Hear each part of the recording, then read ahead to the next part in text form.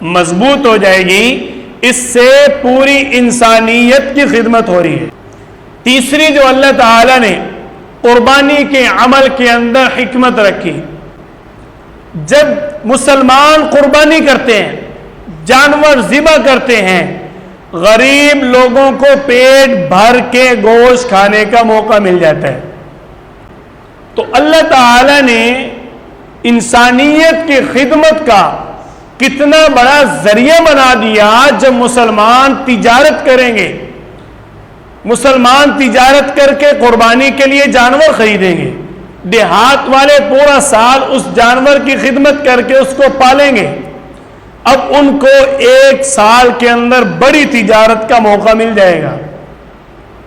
اس سے مسلمانوں کی معیشت مضبوط ہوگی، شہر والے خریدیں گے اور دیہات والے بیچیں گے۔ جب تجارت ہوگی تو معیشت مضبوط ہو جائے گی، اس سے پوری انسانیت کی خدمت ہو رہی ہے۔